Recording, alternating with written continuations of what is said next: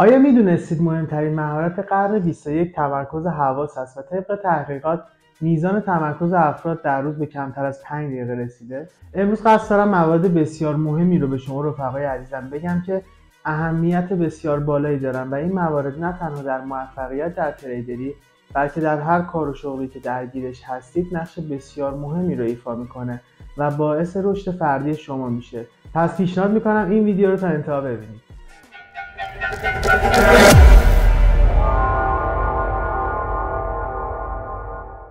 سلام و احترام خدمت شما رفقای عزیز دل. امیدوارم که حال دلتون عالی باشه.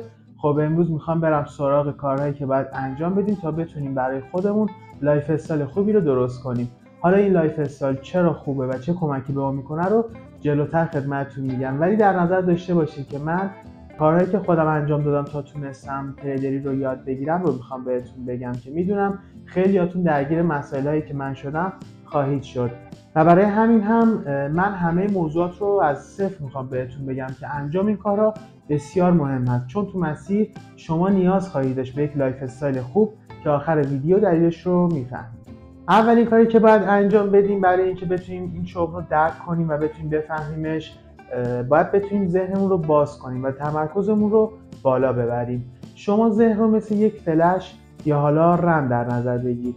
ما هر فایل عکس یا ویدیو یا آهنگی بریزیم توی این رم یا فلش یه حجمی اشغال میکنه که با توجه به اینکه رم هم تا یه حدی فضا داره، مثلا 2 گیگ، حالا اگر ما بخوایم یه مطلب سنگین جدیدی بریزیم مثلا با حجم 1 گیگ، باید فلشمون 1 گیگ فضا رو داشته باشه. اگه نداشته باشه یا نمیتونیم بریزیم و یا باید از محتوای داخل فلش پاک کنیم تا برای محتوای جدیدمون جا باز بشه. حالا ذهن ما انسان‌ها هم یه ظرفیت محدودی داره که باید کنترل بشه میزان و نوع محتوایی که قراره وارد ذهنمون بشه، که معمولاً اکثر انسان‌ها به موجب قرار گرفتن در ماتریکس ظرفیت مغزشون با مطلب‌های بیهوده پر از ذاتن.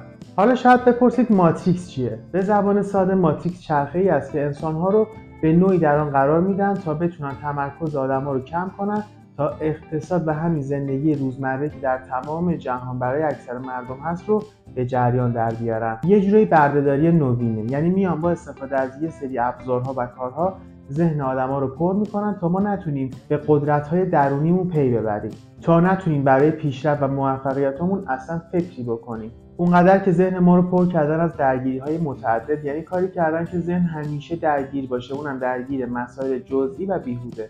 حالا سوال اینجاست که چطوری این کار رو انجام میدن؟ یکیش همین اینستاگرامه. برید تحقیق کنید ببینید چه تبعات سنگین برای بدن داره، چقدر مضر برای افکار، رفتار و اخلاقمون. پر شده از ویدیوهای بی‌محتوایی که فقط مردم وقتشون رو به بتالت توش میگذرونن. فقط در 2 صورت به نظر منطقی است که از این اینستاگرام استفاده کنیم: یا درآمدی ازش داشته باشیم و یا بخوایم آموزشی ببینیم. ولی با این حال محیط این پلتفرم یه جوریه که مثلا میخوای بری تریدری رو آموزش ببینی و برای اینکه بری به اون ویدیو برسی تو مسیر اونقدر ویدیوهای بی‌محتوا میبینی که اصلا فراموش میکنی سراغ چی اومده بودی و یهو آدم به خودش میاد میبینه مثلا داره فیلم درست کردن املت با دستای اصغرسیار در بمبئی میبینه. اما تو یوتیوب اینطور نیست. مطلبی که میخوای رو سرچ میکنی و مستقیم میری تو ویدیویی که میخوای. تازه ویدیوهای مشابه رو هم بهت نشون میده و فراتر از اطلاعاتی که دنبالش هستی رو بهت ارائه میده. من خودم 1.5-2 سالی هست که اصلا سراغ اینستاگرام نمیرم و فقط از یوتیوب دارم استفاده میکنم و بیشترین اطلاعات رو تو زندگیم از یوتیوب گرفتم. قبلا میگفتم یوتیوب مثل دانشگاه میمونه، اما جدیدا به این نتیجه رسیدم که یوتیوب فراتر از یه دانشگاهه، یعنی هم خودش بهت کار یاد میده و هم خودش بهت کار میده. الانم که فرق نداره توی ایران چه برای اینستا و چه برای یوتیوب هر دو VPN میخواد. پس به جای اینکه الکی تو اکسپلور اینستا بچرخی، برو تو یوتیوب بچرخ و آموزش ببین. البته این حرفا برای کسایی که میخوان مطلب جدیدی رو وارد ذهنشون کنن و نیازمند ذهن باز هستن. کسایی هم هستن که از شرایط فعلیشون راضی‌ان و نیازی به ذهن باز ندارن. اونا همون مسیر قبلیشون رو ادامه بدن که ما با اون دسته از افراد کاری نداریم. روش بعدی که با اون ما رو مجاب میکنن که داخل ماتریکس قرار بگیریم رسانه‌های خبری هستن. تا حالا به این فکر کردین که چرا اخبار مجانیه، در صورتی که این روزها برای دیدن هر محتوایی یه بهایی باید پرداخت کرد؟ یعنی کارتون جدید هم میخوای ببینی باید یا اکانت یه سایتی رو بخری یا بری تو اون سایت ببینی یا که خود فایل رو بخری. اما میخوای اخبار ببینی فقط کافیه تلویزیون رو روشن کنی. پس این کانال‌های خبری که از فروش خبر به مردم درآمدی ندارن چطور پول در میارن؟ اینش برای منم یه سواله. یکی از بدترین کارها اخبار دیدنه، مخصوصا اگه این کار رو در شروع روزت انجام بدی. یه سری عادت دارن بعد از اینکه از خواب بیدار میشن سریع میرن تو کانال‌های خبری، حالا یا یه خبری رو دنبال کنن یا از روی بیکاری، اما غافل از اینکه هر چی انرژی منفی است رو همون اول صبح جذب میکنن و ذهنشون پر میشه از افکارهای بد و منفی. مطمئن باشید خبری که قرار باشه به درد ما بخوره و برام مهم باشه رو بعد از خبر به هر طریقی به گوش ما خواهد رسید. دیگه مهم نیست هر روز برم خبرها رو چک کنم. الان مثلا اگه قرار باشه آمریکا به ایران حمله کنه که امیدوارم هیچ وقت این اتفاق نیفته که خب دور از ذهنم نیست، قبل از اینکه اخبار اعلان کنه همه میفهمن. من خودم به شخصه خیلی وقتی که اخبار نمیبینم ولی مهم‌ها رو همه رو میشنوم به طریق‌های مختلف. دیگه زمان قدیم نیست اخبار فقط تلویزیون و روزنامه اعلام کنه. این روزا با وجود اینترنت در کسری از ثانیه اخبار مهمی میپیچه تو کل دنیا. دیگه دلیلی نداره حالا من هی برم اخبار رو چک کنم و یا با ترسش هر روزم رو خراب کنم. حالا فکر کنی اخبارم مثلا یه سال طول بکشه، تو هر روز میخوای بری جلو اخبار بشینی حرفای تکراری بشنوی که چی؟ دیدن اخبار آدم رو مضطرب میکنه و یه ترس میاره تو وجودش و به مرور زمان آدم رو ترسو و استرسی میکنه. برای شروع هر کاری که میخواید انجام بدید اول باید افکارش رو تو ذهنتون مرور کنید که بتونید برید سمت اون کار. اول باید بهش فکر بتونی بکنی که تو واقعیت هم نصیبت بشه و بتونی خواستت رو به دست بیاری. برای مثال تا نتونی به یه خونه تریپلکس با ویو ابدی و با جزئیات ریزتر تو ذهنت رویاشو پرورش بدی و بسازیش، مطمئنم که تو واقعیت هم نمیتونی بسازیش و به دستش بیاری. نمیگم بشین تو خونه رویا پردازی بکن یا نمیگم فکرهای تخیلی بکن، نه، باید تلاش کرد تا به هدف رسید، اما اگر هدفت مشخص باشه. ما اگر نتونیم هدفمون رو بشناسیم دلیلی برای حرکت نداریم. رویا پردازی مکمل تلاش و استمرار داشتنه، یعنی این دو از هم جدایی ناپذیرن. اگر تلاش بدون هدف باشه هم به درد نمیخوره و اگر هم هدف و رویا پردازی داشته باشیم اما تلاشی نکنیم بازم به درد نمیخوره. اینم خدمتتون بگم که وجود ماتریکس برای چرخه و بقای کره زمین نیازه. میپرسید چطوری؟ الان بهتون میگم. ببینید قرار نیست همه دکتر، مهندس یا تریدر بشن. مملکت هر قشری از آدما رو میخواد. آدمایی میخواد تا تو فرودگاه به آدمای دیگه خدمات بدن مثلا. یا برای مثال نیروی برای شهرداری باید باشه که شهر تمیز بشه، یا کسانی باید باشن که شیشه‌های برجا رو تمیز کنن. منظورم متوجه میشین؟ اگه همه دکتر مهندس باشن که کسی دیگه راننده تاکسی نمیشه و اینجوری حمل و نقل یک کشور تعطیل میشه. برای مثال درصد زیادی از زیرساخت یک کشور رو کارمندا و کارگرا تشکیل میدن و هر چی نیروی کار بیشتری داشته باشن میتونن اقتصاد بهتری هم داشته باشن، مثل کشور چین، البته به شرطی که این حجم از آدمو بتونی کنترلش کنی. ما رو جوری بار میارن که بیشتر تمایل به خدمات دادن به دیگران داشته باشیم تا اینکه به خودمون توجه کنیم، یعنی شخصیت خدماتی یا به نوعی شخصیت کارمندی داشته باشیم و نتونیم روی خودمون سرمایه گذاری کنیم. تو کل دوره تحصیلیمون به طریق بهمون یاد میدن که چطوری کارمند خوبی بشیم و در مورد داشتن لایف استایل و سرمایه گذاری رو خودمون هیچ آموزشی نمیبینیم و اینجوری میشه که روی زمین ناخودآگاهمون تاثیر میذارن. شما برید سرنوشت و سرگذشت آدمای موفق رو ببینید و حرفاشون رو گوش کنید و مقایسه کنید با قشر پایینتر که ما باشیم. اونا همشون صحبت از لایف استایل میکنن، همه از دیسیپلین میگن، چون واقعیت همینه.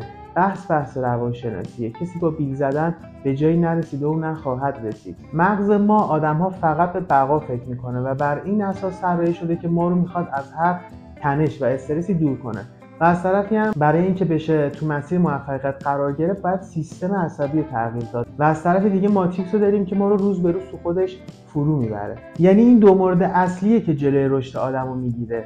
مغز داره به درستی کارش رو انجام میده، یعنی میگه باشگاه نرو. چرا؟ چون ورزش کردن یه چالش برای خودش میدونه و تو این چالش قرار تارهای عضلای بدنی که مغز روش هست تخریب بشه و برای همین هم مغز شروع میکنه با همکاری ضمیر ناخودآگاهت دلیل‌های منطقی برات میاره که نری ورزش کنی، که ماتریکس هم میاد این وسط سعی میکنه حواست پرت بشه و تمرکزت بیاد پایین تا مغز به کارش ادامه بده و به خیال خودش از جسم مراقبت کنه. این روزایی که حال ندارید برید باشگاه، ولی زمانی که برخلاف ذهنیتتون عمل میکنید و میرید ورزش میکنید، بعد ورزش به شدت پر انرژی و سرحال و خوشحال میشید. چرا؟ چون شما مغلوب ذهنتون نشدید و تصمیم درستی رو گرفتید. آخه مگه میشه ورزش بد باشه؟ ورزش معلومه که خوبه، ولی ذهن لامصب برای انجام ندادنش یه جوری قانت میکنه که خود آدمم نمیفهمه. خیلی خوب کارشو بلده. اینجوری میشه که آدما تو زندگیشون کم میارن و راضی میشن به حقوق ماهانه و یا شغلایی که تخصص خاصی نمیخواد و روزمزد هست. چرا؟ چون این افراد به موجب تغییراتی که رو افکارشون شده فقط به فکر همون روزشون هستن و جرأت و شهامت رشد و تغییر در زندگی رو ندارن و زجر و دردی که تو مسیر رشد و پیشرفت هست رو نمیتونن تحمل کنن. برای همینم از دایره امنیتی که برای خودشون تشکیل دادن خارج نمیشن و تا آخر عمر داخل ماتریکس گرفتار میشن که ماتریکس هم همینو میخواد. ماتریکس میگه خب تا 7 سالگیت که هیچی، شد 7 ساله تا 20-25 سالگیت سرت گرم درس خوندن باشه، اونم مدلی که ما میگیم. حالا میپرسید مدلشون چطوریه؟ اینطوریه که ازمون کارمند درست کنن، ازمون کارگر درست کنن. داریم میبینیم این همه جوان تحصیل کرده بیکار داریم و بعد 25 سالگی هم کاری که ما میگیم رو باید انجام بدی و بعدش هر چه زودتر ببین که جا تو به یه تازه نفس بدیم که اونم همین کاری که ما میخوایم رو انجام بده. از زمان مدرسه فقط خوندن نوشتن به دردمون خورد. به نظرم با ارزش‌ترین سال تحصیلیمون دوم نهایت سوم ابتدایی بود که خوندن نوشتن یاد گرفتیم. به شخص عقیدم اینه که بچه رو باید بذاری توی تخصصی که دوست داره، فقط مختص همون کار رو انجام بده و تو سن 17-18 سالگی خودش منبع درآمد جداگونه‌ای داشته باشه از خانواده، نه که ذهنشو پر کنی از حرف و کارهایی که یه بارم قرار نیست تو آینده به دردش بخوره. ایلان ماسک میگه فرزندانمون رو یاد بدیم که چطور تو سن 20 سالگی ثروتمند باشن، نه که یاد بدیم تو 50 سالگی چطور بازنشسته بشن. حالا فکر کن طرف 25-30 سالشه، درسش تازه تموم میشه، خوشحال مدرک به دست میره دنبال کار، میبینه کار نیست. از طرفی هم فشار اقتصادی زیاد میشه، تا به خودش میاد میبینه که دیگه کار از کار گذشته و مجبور میشه بره تو پیک موتوری کار کنه، بره راننده بشه، بره شهرداری، بره کارگری یا کارهایی که دوست نداره انجام بده. برای هر کسی همینطوره. منم الان فشار مالی بیاد میرم کاری که دوست ندارم رو انجام میدم برای اینکه پول درارم. شما الان خودتون یه توجه ریزی بکنید میبینید که اکثر آدم‌ها تا به خودشون میان میبینن 45-50 سالشونه، اسم بازنشستگی هم دولت گذاشته روشون، نه تخصصی دارن نه چیزی و بیکار تو خونه موندن. از طرف خونه موندن هم مریضشون کرده و ذاتاً خود کلمه بازنشستگی یه بار روانی داره، انگار که آدمو اسقاطی کردن. آدم خود به خود روحیه‌شو از دست میده و تو سن 60 سالگی با هزار گرفتاری و سختی که تو زندگی کشیدی یهو میبینی قلبت گرفت و زندگی به پایان رسید. در صورتی که انسان جوری باید زندگی کنه که بعد از 50-60 سالگی تازه زندگی براش شروع بشه، نه که زندگیش تموم شه. اصلا ماتریکس و بزرگای این دنیا هم همینو میخوان که نیروی جوان زیاد باشه تا نیروی مسن، چون انرژی که افراد مسن مصرف میکنه و میگیره بیشتر از انرژی هست که میتونه برای جامعه و بقای زمین ایجاد کنه. همونطور که دیدید زمانی که کرونا اومد ما متاسفانه اکثر افراد مسن رو از دست دادیم و این مریضی بی‌دلیل نیومد. کره زمین هم تا حدی گنجایش ظرفیت آدما رو داره. مطمئنم شنیدید که زمین حدود 1 درجه گرم شده و اینم فقط به دلیل وجود ما آدماست که روز به روزم رو به افزایشیم. برای همینم میگم وجود ماتریکس برای بقای کره زمین واجبه، ولی برای ما واجب نیست که تو ماتریکس باشیم و میتونیم ازش خارج بشیم و شغلی که عاشقانه دوستش داریم رو تا آخرین نفس انجام بدیم و بازنشستگی هم تو کارمون نباشه و همیشه مسیرمون برامون مشخص باشه و بتونیم از مسیر لذت ببریم. پس تا اینجا تا حدودی فهمیدیم که چک کردن اخبار و اینستاگردی چه لطمه‌های جدی رو بهمون میزنه. موضوع بعدی که مربوط به ساختن یه لایف استایل خوب میشه و یکی از مهمترین موردهاست ورزش کردنه. رفقا باید ورزش کنید. ورزش هم برای جسم و هم برای ذهن هر انسانی ضروری است. فواید ورزش رو برید یه سرچ بزنید، تحقیق کنید که میدونم 100% خودتونم اطلاع دارین از این فواید، ولی متاسفانه انجامش براتون سخته. البته برای منم سخته، برای هر انسانی سخته، چون زورمون به خودمون نمیرسه، چون نمیتونیم خودمون رو مجاب به باشگاه رفتن کنیم، به ورزش کردن بکنیم. ولی زمانی که درک میکنیم آسان‌تر میشه. اصلا هر چیزی رو که بتونیم درکش کنیم اون موضوع برام قابل هضم‌تر میشه. من همیشه میگم فاصله است بین فهمیدن و درک کردن. فهمیدن رو همه میفهمن اما درک رو همه نمیتونن داشته باشن. الان همه اون سیگاریا میدونن که سیگار ضرر داره اما میکشن چون هنوز درک نکردن. چرا؟ چون هنوز پاشون به بیمارستان باز نشده و یا همه میدونن نوشابه بده، ولی میبینیم که فروشش روز به روز متاسفانه داره بیشتر میشه.